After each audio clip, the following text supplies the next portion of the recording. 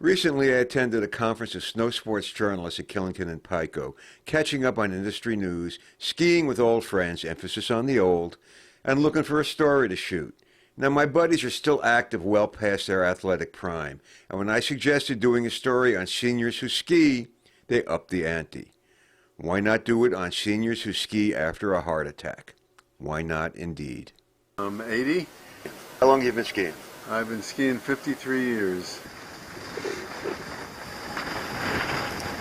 I started skiing when I got out of college, and that would have been in 1965. And how old are you now? I am 70.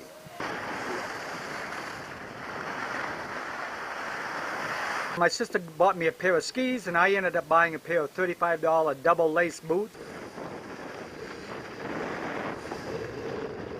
I'm not sure I know what's going on. It was something I wanted to try. I liked it the first day, I liked it the second day, and I still like it today. Okay, Bob. Going for the gold. It was raining and the slopes were icy. Race ready. 3, 2. Although the slopes were not good and the weather was not good, there was something about sliding that hooked me. Part of it is feeling free and open, and part of it has to do with overcoming obstacles. After retirement, we chose the good life of skiing and she golfs, and that's where it's been all the rest of the way. 24 has a clock. I try to get out anywhere from 40 to 60 times a year. Skiing East Coast, we've been to West Coast, Alaska. Dan is a serious racer. He finished third overall in this fun competition over the NASJA course at Pico. The other skiers I raced against were a little less competitive, but no less appreciative. A hundredth of a second either way is no cause for stress. They've lived to ski another day. A hundredth of a second on that.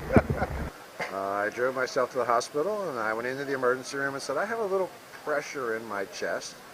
And the guy said, the attendant said, nurse, okay, we'll give you a cardiogram. And so the guy came in, gave me a cardiogram, tore the cardiogram off the machine, never said anything to me, and 45 seconds later there were 30 people. An hour and a half later I had 2 stents in my chest, and I was back in intensive care. And the next morning I had a pacemaker put in.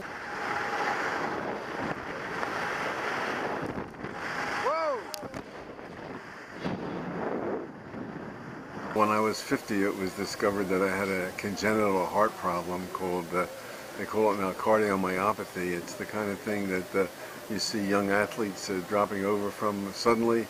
And I have been taking some medications, I guess, for about 30 years now, and I'm still going strong.